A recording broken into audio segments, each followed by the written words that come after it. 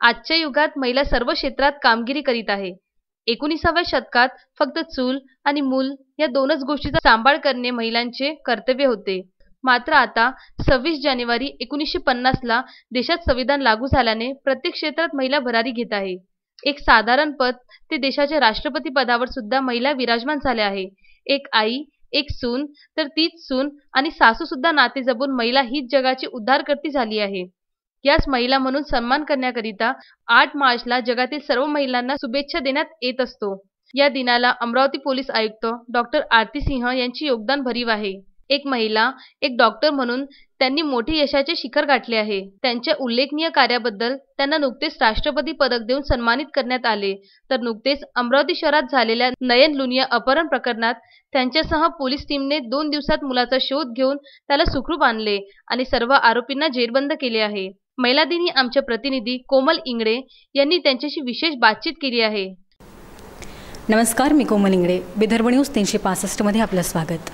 8 मार्च जागतिक महिला दिवस आणि आजच्या या महिला विशेष या कार्यक्रमामध्ये आपल्यासोबत आहेत अमरावतीच्या पोलीस आयुक्त डॉक्टर आरती सिंह।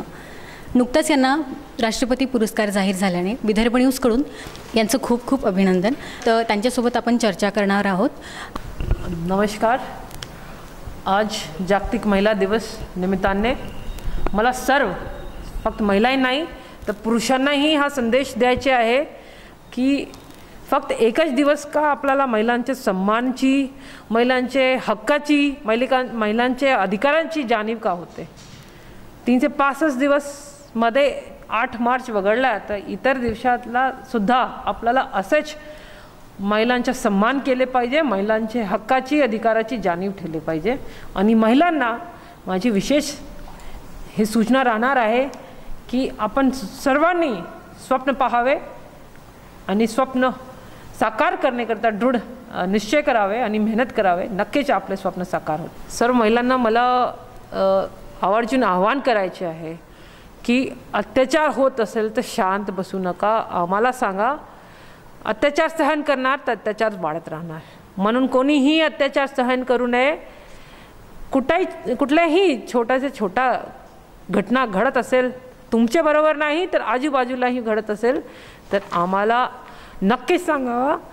तुम्ही सांगितले आम्ही त्वरित दखल घेणार। त्वरित दखल घेतल्यावर त्या घटनावर, त्या अत्याचारावर वचक पडते। तुम्ही सांगणार नाही, चुपचाप सहन करत राहणार तर एका दिवशी मोठी घटना होईल। म्हणून पोलिसांना सहकार्य करा। आपले कुठल्याही काही अडचण असल्यास, कुठल्याही प्रकारचे अत्याचार होत असेल आम्हाला नक्कीच सांगावं, आम्ही त्वरित दखल घेणार आणि तुमची अडचण दूर करणार। यासोबतच सायबर गुन्हे शाखेचा महत्त्वपूर्ण जबाबदारी एक महिला पोलीस अधिकारीवर दिल्याने सायबर सारख्या पदावर काम करणाऱ्या पोलीस अधिकारी सीमा दातारकर यांनी मोठी जबाबदारी स्वीकारली आहे। आजच्या आधुनिक युगात सायबर गुन्हे मोठ्या प्रमाणात घडत आहे, त्यातही महिला अधिकारी मोठा तपास लावून अनेक प्रकरण उघडकीस आणले आहे। अशा पोलीस अधिकारी सीमा दातारकर यांच्याशी आमच्या विदर्भ न्यूजच्या प्रतिनिधी लक्ष्मी वाघमारे यांनी विशेष बातचीत केली आहे। आधुनिक युगामध्ये आज गुन्हेगारीच्या जगतामध्ये सायबर प्रकारचे गुन्हे आज भरपूरसे होताना दिसत आहे। त्याचमध्ये जसं की आज आपण बघत आहे की नवीन उपकरणे निर्माण झालेली आहे, जसं की मोबाईलच्या यूजमुळे आज युवतींवर बदनामीकारक एक गुन्हे होताना दिसत आहे। त्याचसोबतच की आज फ्रॅक्शन्स ऑफ अ सेकंड्समध्ये आज नकळत दिलेल्या माहितीमुळे, फ्रॅक्शन्स ऑफ अ सेकंडमुळे भरपूरदा लाखोचे पैसे आज अकाउंटमधून आले सुद्धा आपण बघू शकत आहे। तर त्याचसोबत आज एका पोलीस अधिकारी आपल्या सोबतच आहे, सायबर क्राईमचे पोलीस अधिकारी सीमा दातारकर मॅम हे आज आपल्या सोबत जोडलेले आहे। तर जाणून घेऊ आज आपण यांच्यासोबत की यांचं स्पेशली 8 मार्च जागतिक दिनानिमित्त सायबर गुन्ह्यामध्ये, स्पेशली महिला म्हणून सायबर गुन्ह्यामध्ये त्यात कशा प्रकारे कार्यरत आहे। तर मॅम थोडं सांगू इच्छिता? सर्वांना नमस्कार। सर्वप्रथम जागतिक महिला दिनाच्या सर्वांना खूप खूप शुभेच्छा। मी अमरावती शहरातील सर्वच महिलांना आवाहन करते की मोबाईलच्या संदर्भात झालं, कॉम्प्युटरच्या संदर्भात झालं, लॅपटॉपच्या संदर्भात झालं, कोणताही गुन्हा घडताना आपण नकळत कोणती पोस्ट फॉरवर्ड करू नका। काही 2-3 सिक्युरिटी टिप्स जर आपण लक्षात ठेवल्या तर आपल्याला त्याचा नक्कीच फायदा होईल।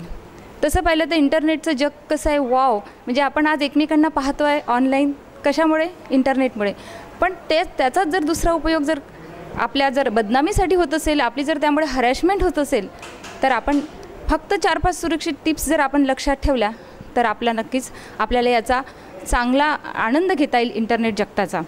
त्यामुळे आपला मिस कॉल आला तर आपल्याला उत्सुकता असते महिलांना, कोणाचा असेल काय असेल, तर लगेच आपण कॉलबॅक करतो. काय गरज आहे? अनोळखी व्यक्तीला कॉलबॅक करू नका. आपली पूर्ण माहिती आपल्याला माहीत नाही, फेसबुकवर आपण सरळ पोस्ट टाकतो, फॉरवर्ड करतो, पण त्याच्या सिक्युरिटी टिप्स जर माहीत नाही तर त्याचा काही उपयोग नाही, कारण तुमची सगळी माहिती त्याद्वारे घेतल्या जाते. त्याच्यानंतर झालं मिस कॉल्स झालं, OTP झालं, OTP शेअर करतो आपण. अनोळखी व्यक्तीला आपण नको त्या गोष्टी का शेअर कराव्यात? जे व्यक्ती आपल्याला दिसतच नाही, ज्याचा आपला संबंधच नाही, तर ह्या गोष्टी सर्व महिलांनी लक्षात ठेवाव्या. आणि इन केस जर आपली चुकी झाली तर ती चुकी आपण सांगावी, बाजूच्याला सांगावी, किंवा आपल्याला जर कोणी चांगली जर आपली मैत्रीण असेल तिला सांगावी, नाही तर जवळच्या पोलीस स्टेशनला तरी त्यांनी संपर्क साधावा. आणि याबाबत मी महिलांना एवढंही सांगू इच्छिते, जर माझ्यापर्यंत आला किंवा कोणत्याही पोलीस स्टेशनला गेल्या तरी संबंधित महिलेचं नाव आम्ही कधी उघड होऊ देणार नाही.